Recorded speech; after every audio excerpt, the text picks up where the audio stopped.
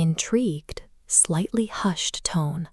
How do prosecutors prove a murder when the victim completely vanishes? Today, we're looking at a case where the absence of a body became the very center of a massive legal puzzle.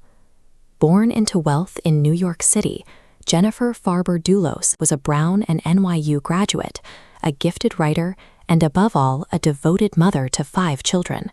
She raised her family in New Canaan, Connecticut. It's the kind of affluent neighborhood where manicured lawns and quiet streets project an absolute guarantee of safety.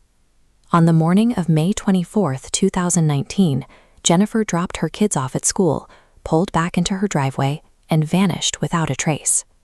Behind the facade of immense wealth and perfect suburban security, a person had been entirely erased in broad daylight. By 7 p.m. that evening, friends reported Jennifer missing.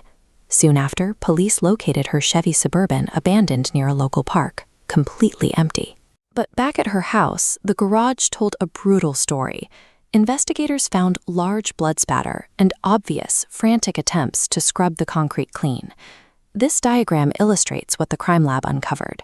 Forensic testing matched the blood at the scene directly to Jennifer, and alongside it, they found the DNA of her estranged husband, Dulos. Police possessed the remnants of a violent attack and the genetic signature of a prime suspect.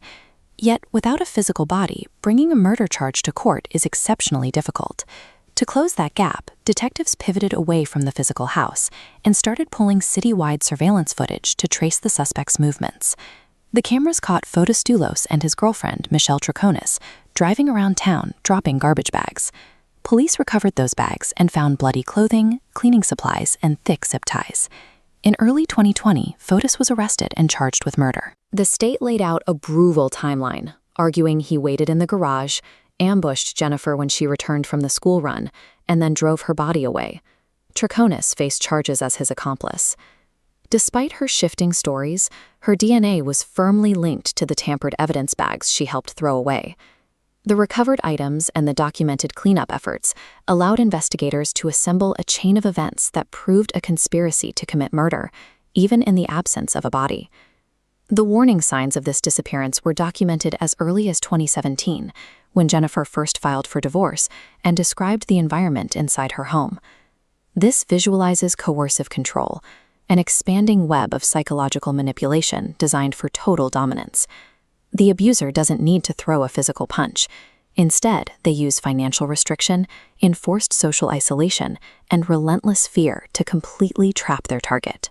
2 years before she vanished, Jennifer laid out a pathetic warning in her court papers. She wrote, quote, "My husband has the psychological capacity to take the children and disappear." In January 2020, while out on bail, Dulos died by suicide. He left behind a note denying any involvement, taking the exact location of Jennifer's body with him to the grave. Coercive control creates a psychological prison. It meticulously strips away a person's autonomy and safety long before any physical violence actually strikes. The justice system eventually caught up with his accomplice. In March 2024, Michelle Triconis was convicted of conspiracy to commit murder and sentenced to 14.5 years in prison. For Jennifer's family and friends, the grief is compounded by a bitter reality. More than 5 years later, she has been legally declared dead, but her physical remains are still unfound. However, the intense public scrutiny surrounding her disappearance forced lawmakers to officially address the dangers of psychological manipulation. In 2021, Connecticut passed Jennifer's Law. This legislation expanded the state's definition of domestic violence, giving courts the specific authority to intervene based on patterns of coercive control. The killers successfully hid her physical body, but Jennifer's written warnings survived. Her words ensured that the justice system now officially recognizes the insidious nature of this abuse. It forces you to wonder how many invisible battles are fought right now, behind closed doors, in the quietest, most secure neighborhoods. How would you structure the law to protect people from psychological dangers before they turn physical? Let me know your thoughts down in the comments. Thanks for watching. Remember, the most terrifying mysteries are often the ones hiding right in plain sight.